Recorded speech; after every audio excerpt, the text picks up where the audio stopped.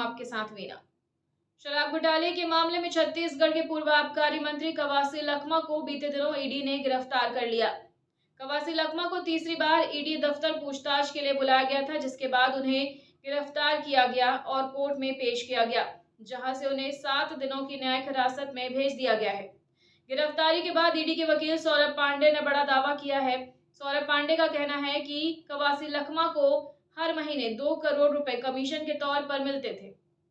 शराब घोटाले के मामले में कवासी लखमा बुधवार को रायपुर के ईडी दफ्तर पूछताछ के लिए पहुंचे थे। यहीं से उनकी गिरफ्तारी हुई है। रिमांड मिलने के बाद अब ईडी के वकील ने दावा किया है कि कवासी लखमा को हर महीने 2 करोड़ रुपए मिलते थे। इससे पहले अब तक हर महीने लखमा को 50 लाख मिलने की बात सामने आई थी। वकील सौरभ पांडे ने कहा कि 2 साल तक कार्रवाई चली, जिसमें 36 महीने में प्रोसीड ऑफ क्राइम 72 करोड़ रुपए का है। ये राशि सुकमा में बेटे हरीश कवासी के घर के निर्माण और कांग्रेस भवन सुकमा के निर्माण में लगी है। ईडी के वकील सौरभ पांडे के मुताबिक गिरफ्तार अरुणपति त्रिपाठी और अरविंद सिंह ने पूछताछ में बताया था कि पूर्व मंत्री के पास हर महीने कमीशन पहुंचता था। अरविंद सिंह ने बताया था कि शराब कार्टेल से हर महीने लखमा को 50 लाख रुपए दिए जाते थे। वहीं एपी त्रिपाठी ने कहा था कि 50 लाख रुपए के ऊपर भी 1.5 करोड़ रुपए और दिए जाते थे। इस हिसाब से 2 करोड़ रुपए पूर्व आबकारी मंत्री को हर महीने कमीशन के मिलते थे। अरविंद सिंह ने हमें ये बताया था कि शराब कार्टेल से 50 लाख रुपीस जो है वो हर महीने इनको दिया जाता था।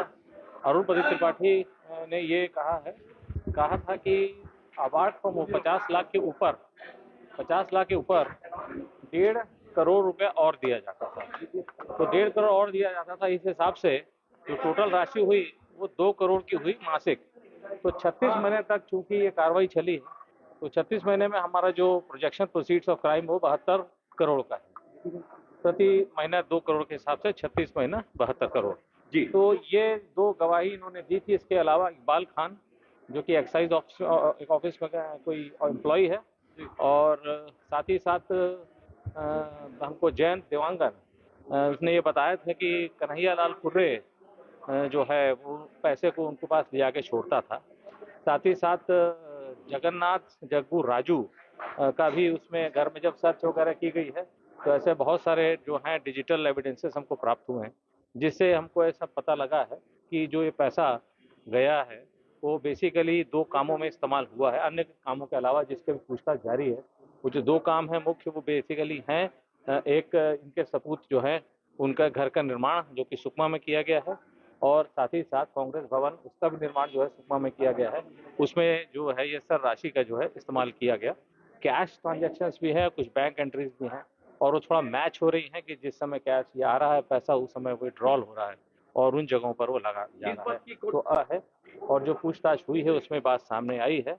साथ ही साथ इनका खुद का एडमिशन है कि अरुणपति त्रिपाठी जो है मुझसे साइन कराता था, यानी नॉलेज तो था इनको कि यहाँ कुछ चल रहा है और पैसा तो ये प्राप्त कर रहे थे। अगर अरुणपति त्रिपाठी की माने तो 1.5-2 करोड़ रुपए इनको पेमेंट हो रहा था और ये कह रहे हो मुझसे साइन करा रहा था, तो इनका कनाइवेंस सभी साफ साफ दिखाई पड़ रहा है प्रथम दृष्टया। एक 50 लाख रुपए जो महीने जाने की बात आती थी वो कितना सामने आई है कि उनको 50 लाख रुपए मिलता है? 50 लाख रुपए के संदर्भ में अरविंद सिंह ने स्पेसिफिक स्टेटमेंट दिया था।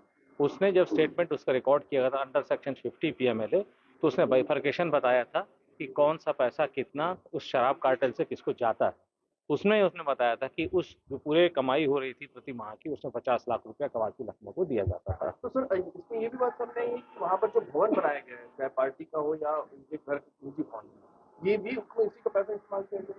यही अभी तक के एविडेंस पास में आया है कि जो चीजें 50 लाख रुपए अरविंद के अनुसार, 1.5 करोड़ रुपए अरुणपति त्रिपाठी के अनुसार में कुल मिलाकर के 2 करोड़ रुपए जो दिए गए हैं, वो अभी के तक के इन्वेस्टिगेशन में दिखाई पड़ रहा है कि उनके सुपुत्र के भवन निर्माण और कांग्रेस भवन के निर्माण दोनों ही सुकमा में जो हुआ है उसमें आया है।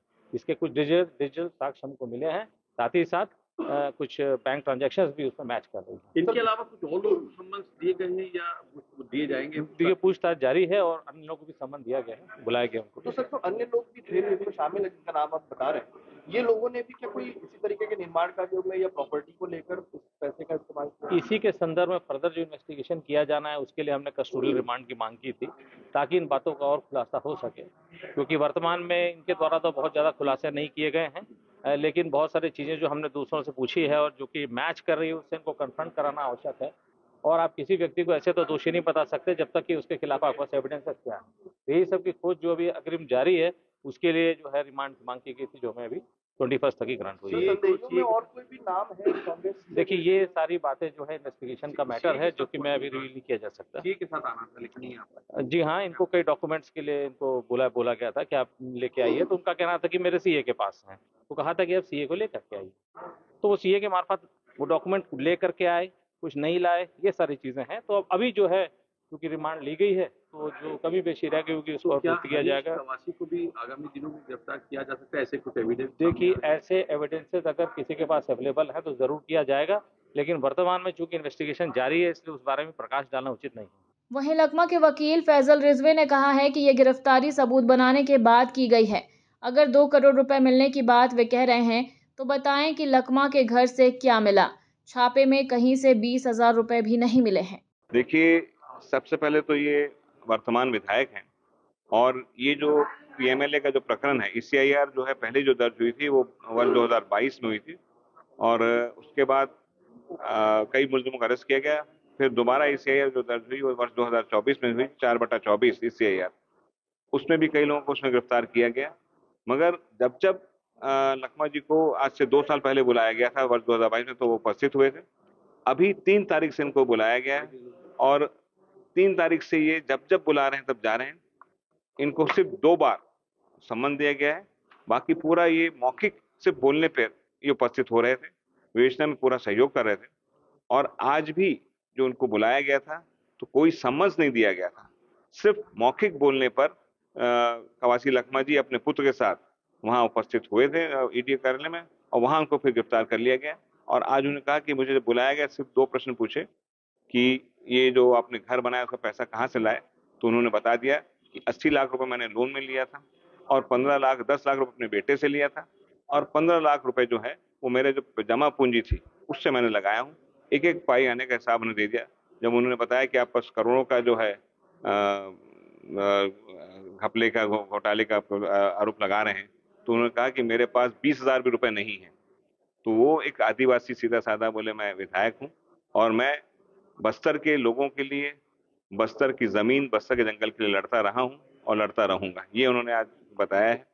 और जो गिरफ्तार किया गया है इनको, क्योंकि ये विधायक है और जो सजा जो है पीएमएलए में है वो 7 साल से कम है, 5 साल तक की सजा है, उसमें जो है गिरफ्तार किया गया है, जबकि वो पूरा सहयोग दे रहे थे और उसके बाद गिरफ्तार किया गया है। तो वो एक अब देखेंगे जब चार्जशीट पेश करेंगे क्या आरोप लगाए हैं। उनका कहना है कवासी लखमा जी का कि ईडी के पास मेरे खिलाफ कोई सबूत नहीं है, ये सबूत बनाए जा रहे हैं। जो लोग जो हैं जिनके आसपास के या इनके जुड़े हुए लोगों को बुला के डरा धमका के बनाए जा रहे हैं, ये उनका कहना है। और खबरों में फिलहाल इतना ही। अपडेटेड रहने के लिए हमारे चैनल को सब्सक्राइब कर लीजिए। नई खबरों के नोटिफिकेशन के लिए बेल आइकन दबाना ना भूलें। नमस्कार।